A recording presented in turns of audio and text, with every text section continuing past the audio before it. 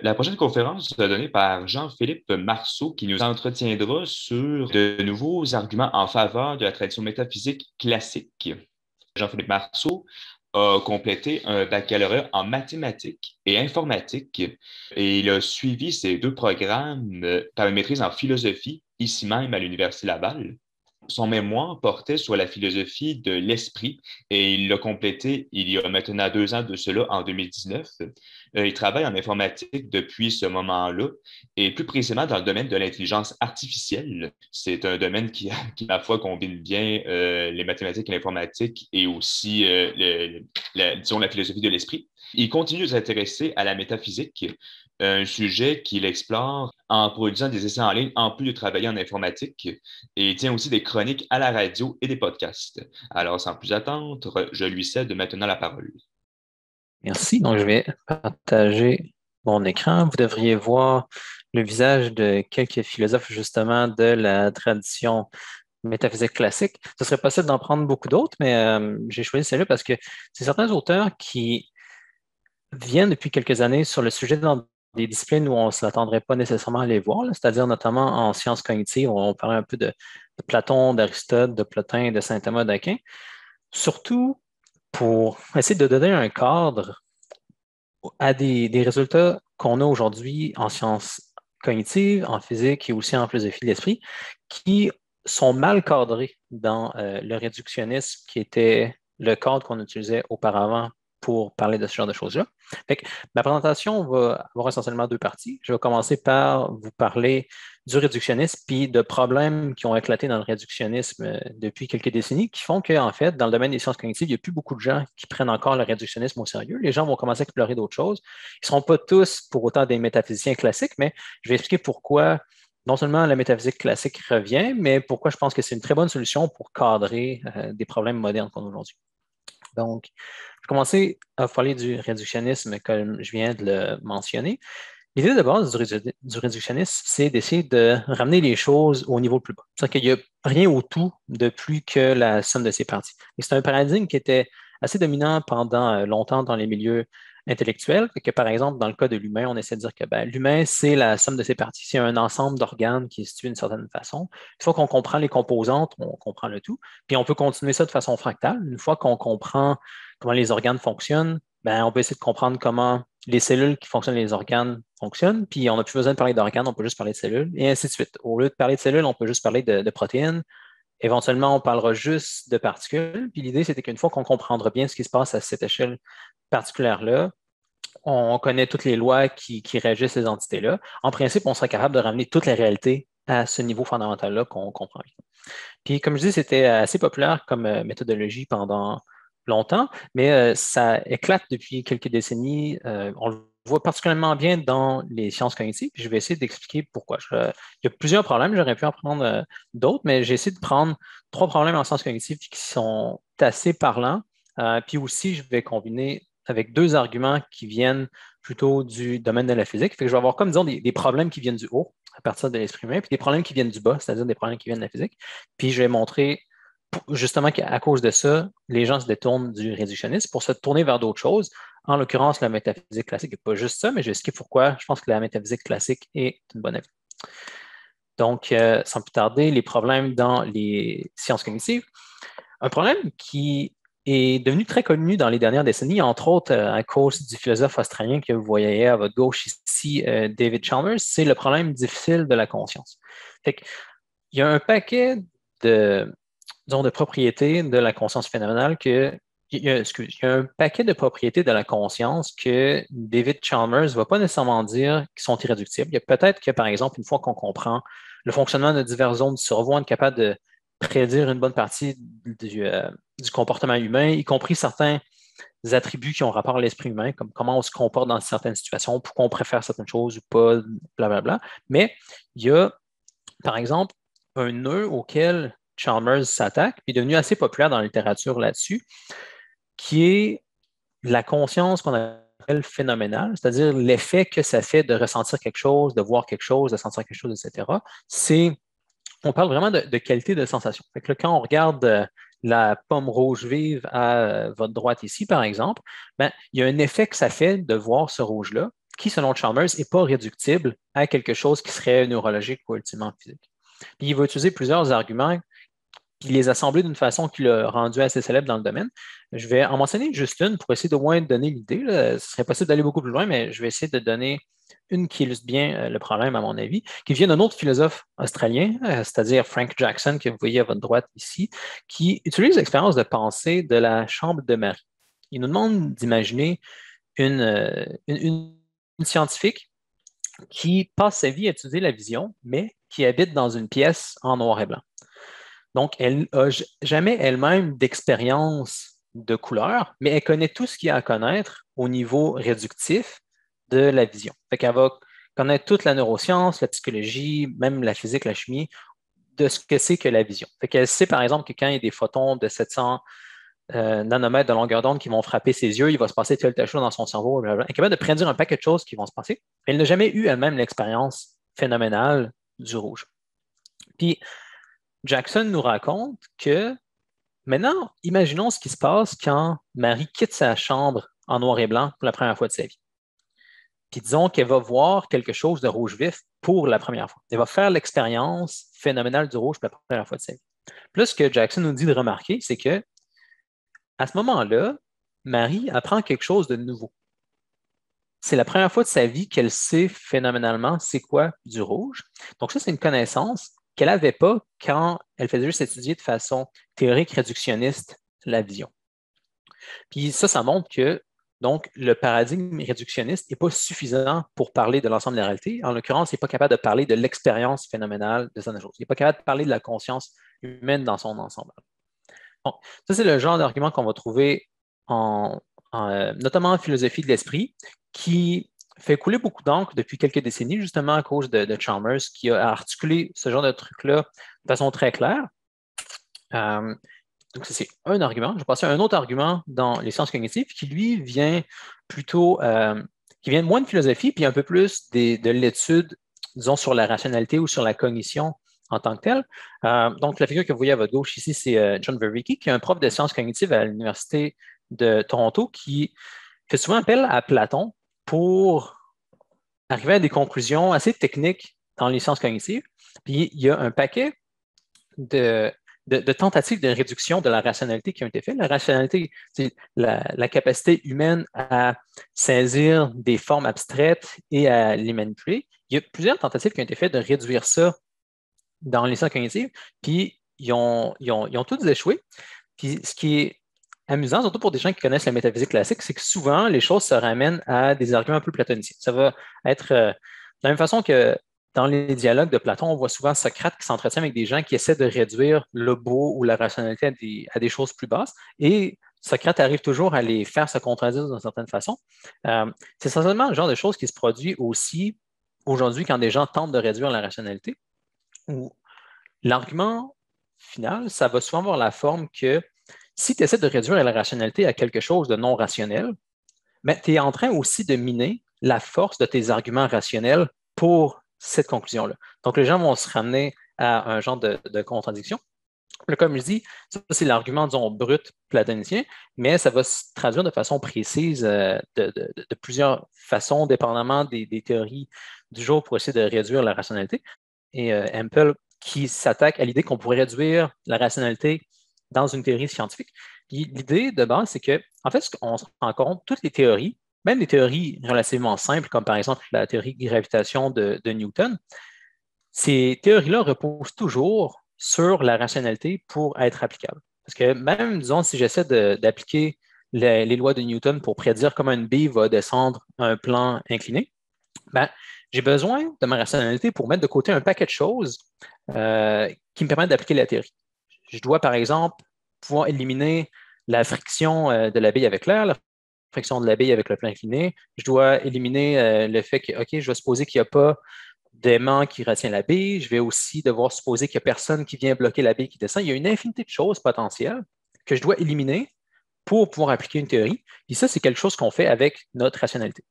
Ça, c'est pas grave pour des théories physiques parce qu'on peut faire de la physique même si la théorie présuppose la rationalité parce qu'on est des humains rationnels qui peuvent justement remplir ce rôle-là. Mais si on tentait de réduire la rationalité avec une théorie qui repose sur quelque chose de non rationnel, ben là, on se coupe l'herbe sur le pied parce qu'on a besoin de rationalité pour faire sens de cette théorie. Donc, ça, c'est un autre genre d'argument non réductionniste qui se produit. Je pense à un troisième argument qui vient aussi des sciences cognitives, cette fois-ci plus appliqué. C'est-à-dire qu'en pratique, ce qui semble porter plus de fruits, c'est des approches qui vont parler plutôt des choses comme l'émergence, puis qui ne tenteront pas de réduire les choses à un niveau beaucoup plus bas, plus physique, par exemple. Au lieu, par exemple, de tenter de réduire la vision à quelque chose qui se passerait dans telle zone du cerveau, qui serait telle configuration neuronale, telle manipulation de symboles, ce qui semble mieux fonctionner, c'est une approche qu'on va dire inactiviste, ou une approche, on parle de la troisième génération en sciences cognitives, qui repose sur le corps et l'incarnation dans un environnement, puis qui parle d'émergence beaucoup pour dire que le tout est plus que la somme de ses parties. Dans le cas de la vision, de l'intelligence, la perception, la cognition en général, c'est des phénomènes qui existent à un niveau non réductible. Puis la façon de créer, par exemple, des machines qui vont être capables de percevoir des choses, c'est d'exploiter cette émergence-là. Là, ici, vous voyez un roboticien qui s'appelle j'oublie son nom, Randy Brooks, qui justement est un des pionniers de cette méthodologie-là. Puis, une bonne façon, je pense, de comprendre la méthodologie, c'est de parler des développements incroyables qu'il y a eu en vision artificielle dans la dernière décennie environ, où la façon de faire des machines qui réussissent à bien percevoir les choses, c'est de ne pas tenter de réduire la vision à quelque chose qui se passerait réductiblement dans quelque chose, telle zone du cerveau. C'est plutôt d'essayer de donner un corps à des machines, de les placer dans un environnement, puis de les faire pratiquer jusqu'à ce que la vision émerge. Fait que aujourd'hui, on a des machines, par exemple, qui réussissent à très bien percevoir les chats et les chiens. Puis la façon dont on a réussi à faire ça, c'est en leur donnant un genre de corps très, très simple, où on donne des genres d'yeux à nos machines, c'est-à-dire la capacité de recevoir certains pixels. On leur donne aussi un genre de bouche, juste la capacité simplement de dire chien ou chat. Puis entre les deux, on connecte ça avec un cerveau artificiel, un réseau de neurones artificiels. Puis là, ce qu'on va faire, c'est qu'on va prendre ces machines-là, on va leur donner plein d'images. Fait que là, c'est comme si tu prends un être humain, disons, que tu le places dans un environnement, puis là, tu lui fais apprendre. Si le robot réussit, par exemple, à bien identifier la photo de chat ou la photo de chien, ben, on va renforcer cette configuration neuronale-là qui a permis d'arriver à cette conclusion-là. S'il y a la mauvaise réponse, on va diminuer la force de cette configuration neuronale-là. Puis, à travers un grand nombre de répétitions de cette boucle-là, donc de l'agent qui est incarné dans son environnement de test, il va y avoir une vision qui va émerger. Puis on n'est pas capable de pointer, OK, voici, c'est dans telle zone du cerveau artificiel qu'il y a la vision ou telle zone de ses yeux. C'est vraiment dans un système vu comme un tout, dans un environnement, en action, que la vision existe. Donc, ça, c'est le troisième argument que je voulais mentionner contre le réductionnisme qui vient des sciences cognitives, c'est qu'en pratique, on sent qu'on va plus de succès quand on parle d'émergence, quand on parle de systèmes non réductifs. Là, j'ai donné un exemple qui vient de la robotique, mais il y a le même genre de choses aussi qui se passent dans les sciences plus biologiques comme en neurosciences. Un des successeurs de Randy Brooks dans ce milieu-là, c'est entre autres Francisco Varela, qui est un neuroscientifique pionnier de cette variété-là des sciences cognitives. Donc, ça, c'était trois problèmes que je viens de mentionner qui viennent des sciences cognitives, donc des problèmes qui viennent du dessus, qui identifient des propriétés émergentes, non réductibles à l'esprit humain, à la cognition, qui sont donc un problème pour le réductionnisme. D'autres problèmes viennent de l'opposé, donc du bas. C'est qu'en fait, il ne semble pas que ce qu'on trouve en physique soit vraiment une bonne base de réduction pour un réductionniste. C'est dur de ramener, en fait, les choses au niveau qu'on l'espérait. Il y a une certaine époque où les gens étaient très, très optimistes, là, où on avait une physique qui était essentiellement plus atomique ou particulière. On pensait qu'on trouverait juste des petites fines, disons, particules prévisibles qu'on pourrait très bien connaître au fond de tout. Puis une fois qu'on aurait ça, on expliquerait tout. Mais c'est plus vraiment comme ça que c'est, disons, naturel de voir la situation aujourd'hui. Le premier argument que je vais mentionner qui vient de la physique nous vient de Bertrand Russell. Il a utilisé des idées qui venaient de d'autres personnes, mais il est quand même célèbre pour avoir formulé ça très clairement.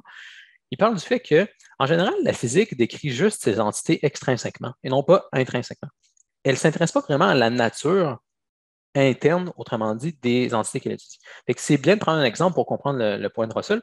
Mettons, si je veux comprendre c'est quoi un électron, bien, la physique est capable de me donner des équations qui vont permettre de prédire le comportement d'un électron, mais elle ne me dira jamais rien de plus que son comportement. Je vais savoir comment ça se comporte, autrement dit, un électron, c'est quoi extrinsèquement un électron, comment il fit en relation avec d'autres entités, mais je ne saurais pas intrinsèquement c'est quoi la nature de l'électron.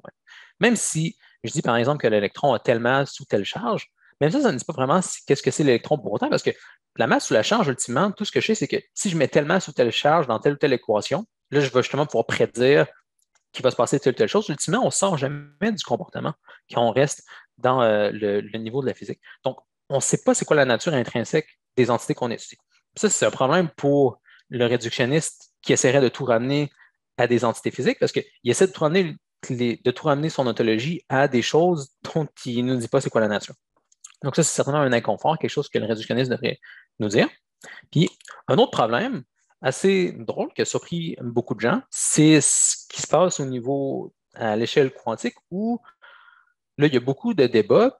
Les choses sont souvent inconfortables, même en physique. Il y a beaucoup de gens qui préfèrent même pas se prononcer sur la question.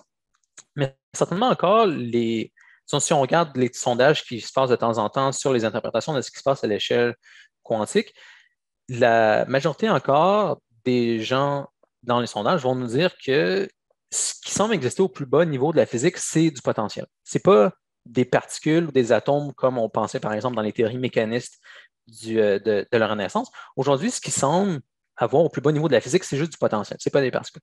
Et ça, c'est un gros problème pour le réductionniste parce que si le réductionniste veut tout ramener au niveau le plus bas de son ontologie physique, puis qu'ultimement, ce qu'il trouve, c'est juste du potentiel, c'est pas une réduction. Tu dois nous dire comme les choses viennent où de ton potentiel.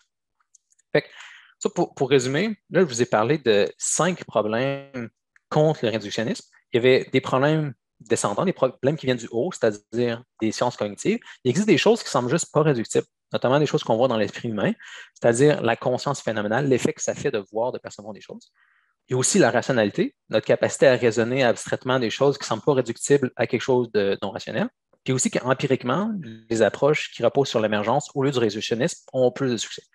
Puis là, il y a aussi des problèmes qui venaient du bas, c'est-à-dire que ce qu'on trouve en physique, ce n'est pas une bonne base de réduction pour ramener des choses, parce qu'on ne sait pas en physique c'est quoi la nature intrinsèque des entités qu'on étudie. Puis en plus, il n'y a pas de particules finalement, il y a juste du potentiel.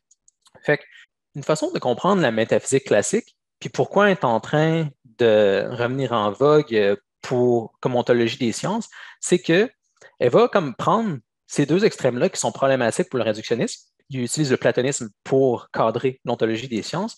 Puis je lui ai aussi mis un livre de Edward Fraser qui fait le même genre de choses avec Aristote. C'est des livres de 2019 et 2020. C'est assez récent. C'est pas comme s'il n'y avait pas des désaccords entre ces auteurs-là ou dans la tradition classique. Pour ceux qui le savent, ils vont savoir qu'il y a il y a toujours eu des commentateurs qui essaient de distinguer Aristote de Platon, ensuite en quoi est-ce que saint Thomas est différent d'Aristote, etc. Mais je ne m'attaquerai pas aujourd'hui aux distinctions entre ces auteurs-là. Ce que je veux prendre, c'est plus le tronc commun qui, selon moi, me suffit pour cadrer les problèmes que je viens de mentionner qu'on a si on regarde les choses de façon réductionniste. Donc, comme j'ai dit tantôt, une façon de comprendre la théorie classique, c'est de voir qu'on va supposer dans notre ontologie qu'on commence qu'il existe. En fait, on va donner des arguments, mais pour aujourd'hui, disons, on accepte qu'il existe des choses irréductibles, des formes, des structures mathématiques irréductibles. Puis à l'autre extrême, on va aussi accepter qu'il existe du potentiel, de la matière qui peut être informée. Donc, prendre un exemple concret, ça peut être utile ici. La façon dont un électron existe. Je parlais d'électrons tantôt, là. La façon dont un électron existe dans la tradition classique, ça va être en étant une rencontre d'une forme abstraite, par exemple une certaine équation ou une autre forme abstraite qui me permet d'écrire c'est quoi un électron. Puis à l'autre extrême, il y a aussi les champs de potentiel dont je parlais tantôt. Puis c'est en étant une rencontre entre cette forme abstraite-là et ce potentiel concret-là que l'électron va exister, il va être quelque chose. Puis là, c'est vrai pour quelque chose de simple comme l'électron.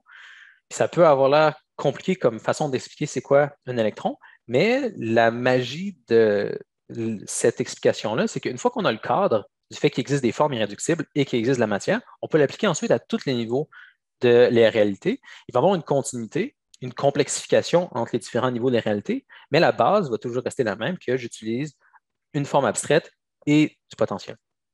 Donc, on peut donner d'autres exemples pour comprendre. Dans la métaphysique classique, la façon dont une cellule va exister, par exemple, ça va être encore avec l'union d'une certaine potentialité avec une forme abstraite. Donc là, pour représenter la forme abstraite d'une cellule, j'ai mis un ensemble de processus métaboliques qui se passent dans une cellule. C'est quelque chose d'abstrait qui va s'incarner dans la cellule, mais en tant que tel, le processus métabolique, c'est quelque chose d'abstrait. En général, je devrais le dire, dans la tradition classique, les formes, c'est des choses qui ne sont pas spatio-temporelles. Ils vont s'incarner spatio-temporellement, mais en tant que tel, ils ne sont pas spatio-temporels. Une façon de bien le penser, au moins pour commencer, c'est de prendre, par exemple, des équations mathématiques. Si je prends le théorème de Pythagore, par exemple, le théorème de Pythagore, c'est quelque chose qui s'applique, disons, à l'espace-temps, mais c'est une relation mathématique qui existerait très même s'il n'y avait pas de temps et d'espace. Même avant le Big Bang, par exemple, si ça fait du sens de parler d'avant le Big Bang, mais même sans cette possibilité-là, il y aurait quand même le théorème de Pythagore qui serait. Donc, une forme, un pattern abstrait comme le théorème de Pythagore, comme une fonction d'onde, ou ici comme une description abstraite d'un métabolisme de cellule, qui vient contraindre le potentiel qu'il y a dans la cellule. Tantôt, je parlais du potentiel qui est au plus bas niveau de la physique, dont peut émerger un électron. Mais ici, dans une cellule, les protéines qui sont dans une cellule, les enzymes qui sont là, ils ont un potentiel de faire tout un paquet de choses. La cellule peut se défaire de plein de façons, la cellule peut se diviser, la cellule peut aller comme faire tel processus métabolique ici, peut absorber telle chose, rejeter telle chose. C'est extrêmement complexe. Il y a énormément de potentiel dans la cellule. Et ce potentiel-là est contraint sous une certaine structure.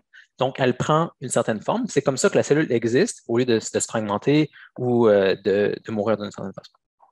Donc, là, ce que je suis en train de pointer, c'est une genre de hiérarchie dont on peut parler avec la tradition métaphysique classique en partant de choses simples comme des électrons qui sont une union de potentiel et de forme, qui peuvent se complexifier pour avoir des entités plus complexes comme des cellules qui sont aussi une union de potentiel et de forme. Puis, il existe évidemment des propriétés plus intéressantes qui arrivent à ces niveaux-là. Dans le cas de la cellule, par exemple, il n'y a pas quelque chose qui n'était pas possible pour l'électron. Il y a même des gens qui vont parler du fait qu'il y a peut-être quelque chose comme un genre de perception chez la cellule, parce qu'au moins certaines cellules sont capables de s'approcher de certaines choses, d'éviter certaines choses, de se défendre contre certains pathogènes, etc. Donc, ça pointe vers un genre de perception, peut-être un genre de conscience phénoménale très, très simple qu'il y aurait chez les cellules.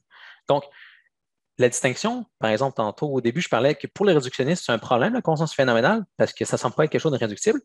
Pour la tradition classique, on est capable de dire, OK, il peut y avoir, par exemple, peut-être une conscience phénoménale simple dans la cellule qu'il n'y a pas dans ses protéines. Mais ce n'est pas le même genre de problème pour la tradition métaphysique classique, parce qu'on a déjà le fait qu'il y a des choses qui viennent du haut, il y a des formes abstraites qui expliquent que maintenant, cette conscience phénoménale-là dans la cellule ne sort pas de nulle part. Puis évidemment, ça va être encore plus riche quand on arrive à l'humain, où, disons, pour personne du bas, l'humain, nous aussi, on a tout un paquet de potentiel. Quand vous êtes ici, par exemple, là, chez vous en train de m'écouter, si vous regardez ce qu'il y a comme possibilité, comme potentiel au niveau, disons, de vos cellules, c'est incroyable. Vos cellules, vous pourriez les assembler de façon à vous lever, aller prendre un café, aller faire du jogging, vous pourriez rester sur place, vous pourriez même aussi, non seulement faire des choses physiquement, comme je viens de mentionner, mais vous pouvez aussi penser à tout un paquet d'affaires. Vous n'êtes pas obligé de m'écouter, vous pourriez être en train de penser à d'autres choses. Même quand vous m'écoutez, vous pourriez penser à différents aspects de ma présentation. Donc, c'est pour dire que de la même façon qu'il y avait une complexification en pensant, par exemple, des atomes aux protéines aux cellules, puis là, la cellule qui avait des propriétés phénoménales qui n'étaient pas réductibles à ce qu'il y avait plus bas. Dans le cas de l'humain, nous aussi, on a une capacité de percevoir des choses. En fait, c'est plus riche comme sensation ce qu'on a que des cellules. Mais en plus de ça, on a la rationalité. C'est quelque chose de nouveau. Tu sais, comme je mentionnais en sciences cognitives, on ne semble pas pouvoir réduire la rationalité à quelque chose de plus bas. Mais dans la tradition classique, ce qui se passe avec notre rationalité, c'est que nous, les humains, à notre niveau dans la hiérarchie, on est capable d'appréhender des formes elles-mêmes. C'est pour ça que j'ai mis en haut, par exemple, des photos de statues de Platon. J'ai remis des choses dont j'ai parlé dans la présentation parce que c'est des formes abstraites, des structures abstraites rationnelles que vous êtes capable de comprendre pendant que vous m'écoutez. Parmi tout le potentiel que vous voyez en bas là, dans vos cellules, par exemple, toutes les choses que vous pourriez faire, en fait, vous contraignez ce potentiel-là de façon à m'écouter rationnellement pendant ma présentation. Et ça, c'est quelque chose qui n'était pas possible, par exemple, juste à l'échelle des cellules, mais c'est possible à l'échelle humaine. Puis dans la tradition classique, ça ne sort pas de nulle part, contrairement au réductionnisme où on n'est pas capable d'expliquer pourquoi il y aurait des choses plus élevées que ce qui se passe au niveau, par exemple, de nos cellules. Dans le cas de la tradition classique, on est capable de l'expliquer. Fait que c'est ce qui clôt ma présentation, juste pour résumer en finissant. Donc, j'ai expliqué qu'aujourd'hui, on revoit un gain d'intérêt pour la création métaphysique classique parce que le paradigme réductionniste fait face à trop de problèmes, des problèmes qui viennent du haut en sciences cognitives. On ne semble pas capable de réduire plein d'attributs de l'esprit humain. De l'autre côté, ce qu'on trouve au plus bas de la physique, ça ne semble pas bien se porter à une réduction. Donc, la métaphysique classique va plutôt prendre pour acquis ces deux extrêmes-là et ensuite expliquer élégamment tout ce qui se passe entre ces deux extrêmes. Donc voilà, merci beaucoup. Merci beaucoup, M. Jean-Philippe Marceau, pour cette présentation très intéressante. Une très belle combinaison des domaines de la métaphysique classique et même de la science d'aujourd'hui. Sans plus attendre, je passerai à la période. Je pense qu'on aurait quelques minutes de disponibles pour des questions ou de simplement discuter de ce sujet.